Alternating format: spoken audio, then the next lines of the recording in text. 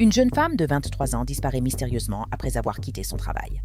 De nos jours, les jeunes ne peuvent pas vivre sans avoir ce téléphone à la main, donc c'est inquiétant. Elle a laissé sa voiture derrière elle. Ce n'est certainement pas quelque chose d'habituel pour quelqu'un qui disparaît volontairement. Une semaine après sa disparition, un jeune homme de 21 ans est arrêté, accusé de l'avoir enlevée. Nous allons expliquer ce que signifie ce développement, alors que la police dit ne pas l'avoir retrouvée. La priorité est de localiser Mademoiselle Scott. Je veux que ce soit clair. Ceci est Inside the Crime, présenté par Law & Crime. Je suis Elisabeth Milner.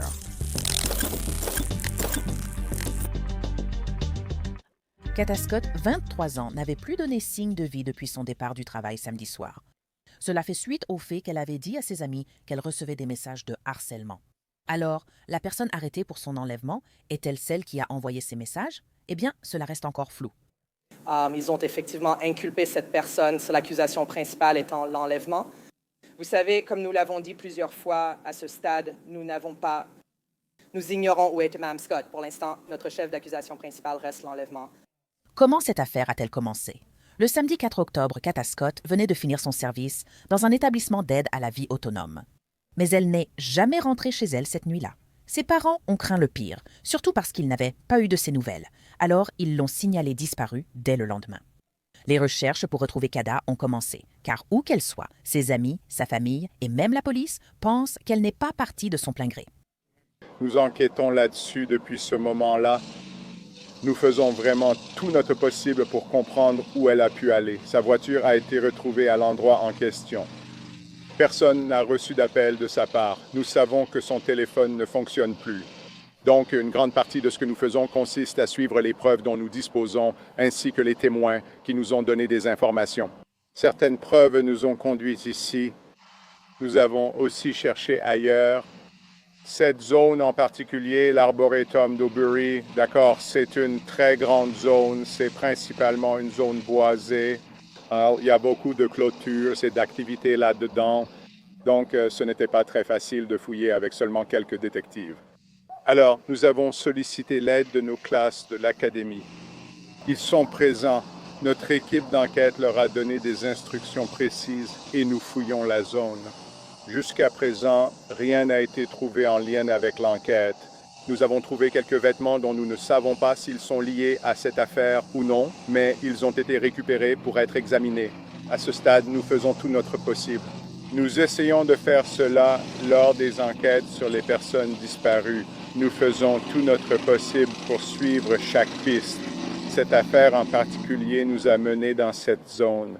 C'est une très grande zone et nous avons dû faire ce qu'il fallait. Ce n'est pas la première fois que nous faisons cela. Je travaille dans le service depuis plus de 35 ans, dont longtemps au bureau des détectives.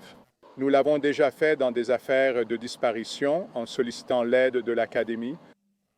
Franck, à quel point es-tu inquiet? Elle a disparu depuis presque une semaine maintenant. Pas de téléphone portable, pas de banque, aucune trace, n'est-ce pas? Oui, une jeune femme de 23 ans qui, tu sais, est une personne active sur les réseaux sociaux. D'après ce qu'on entend, elle a disparu des réseaux sociaux. Donc, c'est inquiétant. Tu sais, les jeunes aujourd'hui ne peuvent pas vivre sans avoir leur téléphone en main, donc c'est préoccupant. Elle a laissé sa voiture derrière elle. C'est certainement quelque chose qui n'est pas habituel pour quelqu'un qui disparaît volontairement. La police a interrogé les collègues de Kada, qui n'ont rien remarqué d'étrange. Ses collègues n'ont remarqué aucun comportement étrange de sa part avant sa disparition. Mais la famille de Kada allait-elle révéler de nouveaux indices à la police pour poursuivre l'enquête? Selon sa famille, la jeune femme de 23 ans recevait des messages de harcèlement, sans que l'auteur soit identifié. Lors de la conférence de presse du 8 octobre, les autorités ont annoncé enquêter encore sur la disparition. Je vais m'en tenir à cela. C'est un signalement de disparition inquiétant. C'est certainement préoccupant. Nous ignorons s'il y a eu acte criminel, mais certains signes montrent clairement que cette personne n'a pas disparu volontairement.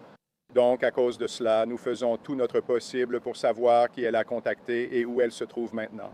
Les jours défilent sans aucune trace de Kada. Tous ceux qui suivent les affaires criminelles connaissent la nature des enquêtes sur les disparitions. Le temps est tellement crucial. Puis, un événement majeur s'est produit. Il y a eu une arrestation. Très bien, bonjour.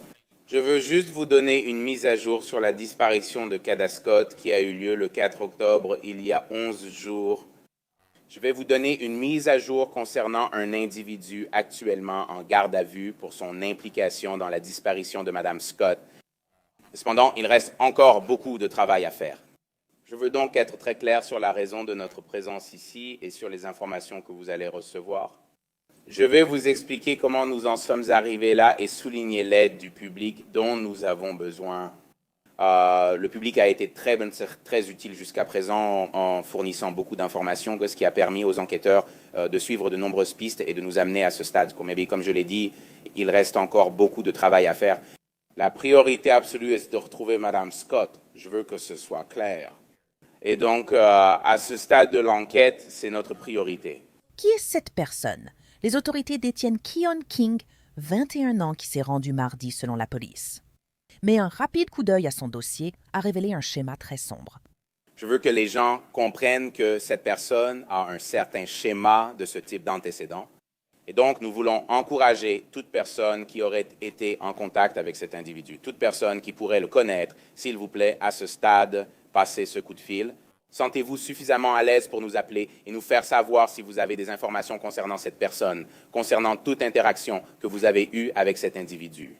Si vous avez été victime d'un crime lié à cet individu, je veux que vous compreniez que c'est maintenant le moment de passer ce coup de fil et de nous en informer. Donnez-nous ces informations afin que nous puissions continuer. Les preuves que nous avons suivies et nous avons mobilisé de nombreux enquêteurs sur cette affaire nous ont menés à plusieurs endroits grâce à ces preuves numériques. Et comme tout le monde le sait, nous avons fouillé une très grande zone dans l'arboretum d'Aubury et nous n'avons vraiment rien trouvé. Après cela, nous avons demandé à la division des homicides ainsi qu'à la brigade des crimes violents du FBI de participer à l'enquête pour nous aider. Très bien. Et nous avons poursuivi nos recherches en essayant de retrouver la trace de Mme Scott ainsi que de toute personne qu'elle aurait pu croiser pendant cette période. Nos preuves sont assez claires. Elle était en contact avec un individu. Cet individu semble la rencontrer très peu de temps après qu'elle ait quitté son lieu de travail et très peu de temps après cela, elle disparaît complètement des radars. Nous avons beaucoup de preuves numériques, des vidéos et d'autres éléments qui nous permettent d'identifier cet individu du nom de Keon. K-E-O-N, King, K-I-N-G. Grâce à nos preuves, nous avons pu inculper cet individu, permettant au procureur de porter des charges. Vous les entendrez bientôt concernant l'enlèvement à ce stade. Il est très important de savoir que notre enquête n'est pas terminée. Nous devons retrouver Mme Scott, comprendre où elle se trouve, ce qui a pu lui arriver pour qu'elle disparaisse complètement, laissant derrière elle tous ses effets personnels, son téléphone, son Instagram, ses réseaux sociaux et tout le reste, y compris son travail. Elle a garé sa voiture ici. Il est donc très important de noter que cette personne qui a déjà des antécédents d'arrestation, notamment pour ce même type de fait cette année, a été accusée d'avoir enlevé une autre connaissance féminine. Cette affaire a été classée sans suite par le tribunal et je vais vous l'expliquer. Elle sera réintroduite car nous allons de l'avant pour poursuivre. Donc, il est réellement inculpé aujourd'hui dans 2 affaires d'enlèvement. Et dans cette affaire, il s'agit d'agressions qui ont eu lieu pendant l'enlèvement. Donc, c'est un schéma de comportement. Ce véhicule que vous avez vu, la Toyota Camry, c'était son véhicule. D'accord. Ce véhicule n'a pas été retrouvé. D'accord. Certaines des choses qu'il a faites pendant que nous essayons de le retrouver, c'est qu'il s'est débarrassé de choses comme la voiture, le téléphone. Nous ne sommes pas capables de retrouver les choses qu'il utilisait. Il avait une adresse dans le sud-ouest de Philadelphie. Il avait d'autres adresses qu'il semble ne plus utiliser. Donc, il a essayé de nous échapper pendant un certain temps. Il est bienvenu hier soir. Il est ici en cours de traitement. Mais il y a encore beaucoup de questions auxquelles nous n'avons pas de réponse. Donc, nous faisons appel à l'aide du public. Nous en avons plus besoin que jamais. Cette voiture, vous verrez une meilleure photo d'elle. Nous vous l'avons envoyée numériquement. C'est une Camry couleur or de 1999. Elle a de gros dégâts à l'avant, sur le pare-choc avant gauche. D'accord, c'est décrit de cette façon à plusieurs reprises. Nous savons qu'elle était à Mount Airy et avons des photos d'elle à Center City, Grace Ferry et dans le sud-ouest de Philadelphie. Elle peut être n'importe où, même hors de la ville. Si quelqu'un voit ça et pense savoir où est cette voiture, il est possible qu'elle n'ait plus cette plaque. Si vous voyez une voiture similaire, merci d'appeler la police pour vérification. Pour toute question, appelez notre ligne d'information au 215 686 847 ou contactez la division des homicides.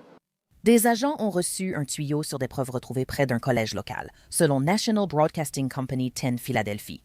Des photos ont montré que la voiture recherchée par les enquêteurs était garée à l'école secondaire Ada H. Lewis, qu'ils ont fouillée. Toujours aucune nouvelle de Cada. Mais selon le rapport, l'école est située près de l'arboretum Aubrey, où la police a recherché Keita vendredi dernier. Les autorités pensent que Keon a été la dernière personne en contact avec Keita. Mais encore une fois, il ne fait face à aucune accusation de meurtre, seulement à un enlèvement en attendant que les enquêteurs en sachent plus.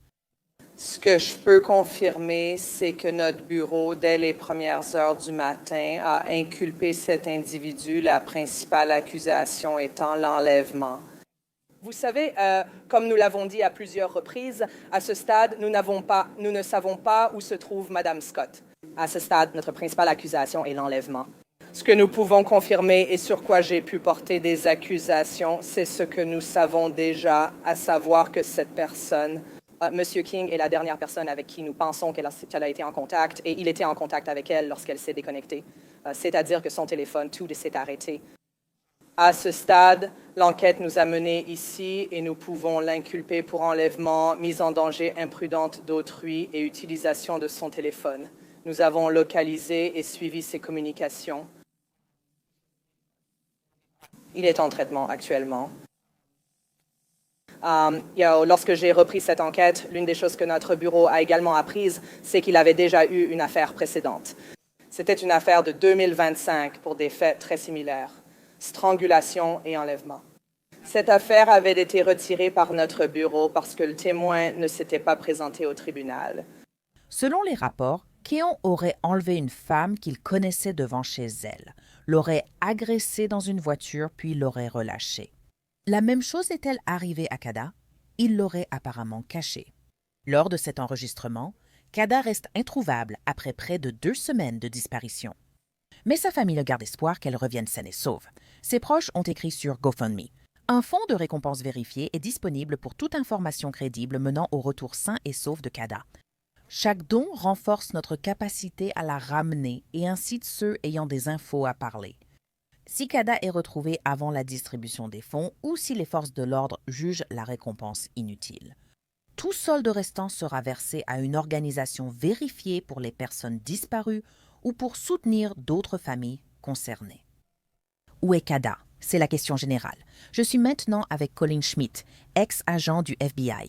Colin, merci beaucoup de m'avoir rejointe. Vous savez, nous avons une jeune femme de 23 ans qui a disparu. Son téléphone portable est éteint. Aucune trace d'elle, mais une personne est en garde à vue pour enlèvement. Quelle est votre réaction? Eh bien, il semble, d'après les rapports des médias, qu'il y avait une sorte de relation entre eux avant sa disparition. La première chose qui me vient à l'esprit, c'est que cela pourrait être un acte de violence domestique et que quelque chose a mal tourné et maintenant elle a disparu. Et malheureusement, statistiquement parlant, dans des cas comme celui-ci, très souvent la victime finit par, vous savez, décéder.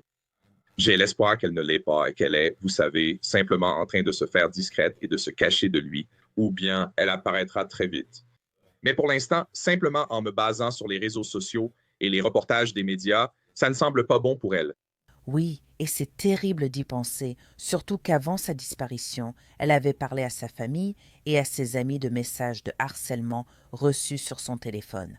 Donc, je me demande un peu, est-ce que c'était une situation possible ou peut-être elle l'a rejeté sur le plan romantique? Il n'aimait pas qu'on lui dise non, et peut-être qu'il lui a fait quelque chose. Qu'est-ce que tu penses de tout cet aspect domestique de l'affaire? Eh bien, je pense que tu as tout à fait raison. Je pense qu'il y a eu une sorte de déclencheur qui a provoqué cet événement. C'est probablement un acte ou une omission de sa part qui l'a mis en colère. On ignore ce qui s'est passé. Actuellement, il est seulement en garde à vue et elle a disparu. Bien qu'ils aient dit avoir trouvé des preuves accablantes, je crois, là où il vivait, donc on ne sait pas encore quelles sont ces preuves, mais d'après, vous savez, le schéma de ces événements qu'on a vus encore et encore, il semble que c'était probablement une relation instable et puis ça a mal tourné. Et je me dis à moi-même, un jeune homme de 21 ans accusé d'enlèvement, je me demande où est-ce qu'il l'aurait caché. Où pensez-vous qu'une personne comme ça, qui a ce genre de comportement sombre, irait cacher une jeune femme de 23 ans si elle est encore en vie? Eh bien, cela se résume à la psychologie humaine de base. Il ira là où il se sent à l'aise, que ce soit un appartement qu'il connaît, des amis, un garde-meuble, un véhicule, un parc ou quelque chose dont il a l'habitude. C'est l'endroit le plus probable où elle se trouverait ou si sa vie lui a été enlevée, ce serait le long d'une route qu'il emprunte souvent ou dans un endroit qu'il connaît très bien. Et la police dit qu'elle considère toujours cela comme une enquête pour disparition. Cela fait environ 2 semaines qu'elle a disparu. Où va l'enquête maintenant? Repartons de zéro? Eh bien, comme nous en avons parlé encore et encore, ça revient toujours au téléphone. Ils vont récupérer les données de localisation des 2 téléphones. Je veux dire, je crois qu'ils ont retrouvé son téléphone et qu'il ne fonctionnait plus. Ils examineront l'historique des appels et les signaux système de positionnement global. Ils vont examiner tout cela et voir les lieux qu'ils ont en commun et connaissent tous deux. Et ce seraient les premiers endroits à vérifier, c'est-à-dire comparer les 2 téléphones ensemble et voir ce que disent les données système de positionnement global. Et pensez-vous qu'il existe quelque part des images de vidéosurveillance de ces derniers déplacements connus ou de choses comme ça? Parce que je me dis qu'on est en 2025, il doit forcément y avoir quelque part des images de vidéosurveillance qui pourraient orienter la police dans une autre direction. Eh bien, je pense qu'une fois qu'ils auront établi la chronologie de ces déplacements, la prochaine étape sera de passer au peigne fin ces quartiers, à la recherche de caméras Ring, de caméras installées, vous savez, sur le côté des maisons. Aussi des infos sur le véhicule pour savoir où il a été. Donc oui, il y a une forte probabilité qu'il y ait des vidéos de surveillance parce que tu as raison. On vit dans un état de surveillance en ce moment. Donc il y a presque toujours des vidéos de surveillance. Et je veux revenir sur un point que tu viens de mentionner à propos du temps. À quel point le temps est-il important ici? C'est toujours une affaire de personnes disparues. Eh bien, le temps est primordial dans toutes les affaires criminelles, dans toutes les enquêtes criminelles, mais encore plus dans les crimes violents, surtout lorsqu'il s'agit d'une personne disparue. Plus ils attendent, plus les preuves risquent de disparaître et les souvenirs de s'effacer. Et franchement, si en fait elle est décédée, alors les preuves présentes sur le corps vont aussi en quelque sorte s'évaporer, pour ainsi dire. Et même si je ne veux pas que cette enquête ou cette affaire prenne cette tournure, à quel moment les enquêteurs commencent-ils à déterminer que l'on passe d'une affaire de disparition à une enquête pour homicide? Eh bien, je pense qu'ils doivent avoir une sorte de motif probable pour pouvoir qualifier cela d'homicide, que ce soit un message texte ou un certain type de données qui montrent qu'un acte violent a eu lieu avant qu'il n'en arrive à ce point. Donc, pour l'instant, nous en sommes encore assez tôt dans l'enquête. Donc, ce n'est qu'une question de temps et les forces de l'ordre font tout ce qui est en leur pouvoir pour suivre toutes les pistes. Parce qu'ils gardent espoir et il y a toujours l'hypothèse qu'elle est en vie et ils veulent la retrouver avant qu'il ne lui arrive quelque chose de pire. Et je pense que ce qui est aussi très effrayant dans cette affaire, c'est que Keon King, le suspect qui a été inculpé pour son enlèvement, a déjà eu ce genre de comportement sombre auparavant, même aussi récemment que cette année, où il a été accusé d'avoir enlevé une autre femme. Dans cet incident, il l'a laissé partir et n'a pas été incarcéré, les charges ayant été abandonnées car la victime ne s'est pas présentée au tribunal. Mais quel est ton avis sur l'escalade possible qui aurait pu se produire, d'après ce que nous savons? Dans ce cas, il s'agit d'un enlèvement documenté. Il existe sûrement d'autres cas non signalés où les victimes ne se sont pas manifestées. Maintenant que cela est dans les médias et qu'il est derrière les barreaux, je serais surpris que des gens ne commencent pas à se manifester pour parler d'incidents et d'expériences qu'ils ont eues avec lui, où il a été violent, ou s'est comporté franchement de façon étrange ou inquiétante. Et pour retrouver une jeune femme de 23 ans dans cette vaste région avec de nombreux terrains et bâtiments, à quel point cela est-il difficile? Quand on a si peu d'informations sur lesquelles s'appuyer publiquement? En fait, il s'agit juste de filtrer les informations. Donc, ils doivent faire du porte-à-porte dans les quartiers, interroger sa famille, découvrir les endroits qu'elle connaît, puis bien sûr trouver les endroits qu'il connaît et commencer par là, puis appliquer une certaine logique à la recherche. Parce qu'ils doivent pouvoir filtrer l'endroit où ils déploient leurs ressources, car tu as mis le doigt dessus. La zone est tellement vaste. Ils chercheraient une aiguille dans une botte de foin à moins de pouvoir réduire cette botte de foin à une poignée de foin, pour ainsi dire. Et tu sais, en ce qui concerne son interrogatoire, penses-tu qu'il va dire aux enquêteurs où se trouve Kada? Est-elle encore en vie? C'est ce que nous espérons. Ou si quelque chose de terrible et tragique lui est aussi arrivé, s'il va dire aux autorités où elle se trouve. Eh bien, le succès d'un interrogatoire dépend de plusieurs facteurs. Premièrement, l'âge et la maturité de la personne interrogée, ainsi que son expérience avec les forces de l'ordre. Donc, en fait, s'il a déjà été interrogé plusieurs fois par les forces de l'ordre, il sera une personne beaucoup plus difficile à interroger. Il y a aussi la compétence de l'enquêteur, et je suis sûr que la police excelle dans ce domaine. Il est donc plus probable qu'il finisse par révéler des informations compromettantes, à moins que son avocat ne lui ait conseillé de ne pas coopérer. Nous savons que le FBI aide la police de Philadelphie dans cette enquête.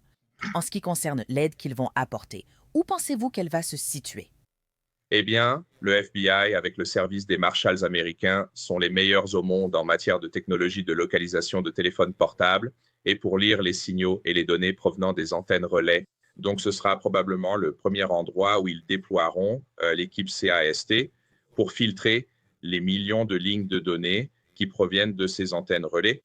Et ensuite, ils pourraient aussi faire venir le spécialiste du comportement de ce qu'on appelle l'unité des profileurs. Pour avoir une idée de qui il est et aussi comprendre quels sont ses schémas, ses habitudes de vie, cela les aiderait à limiter les recherches.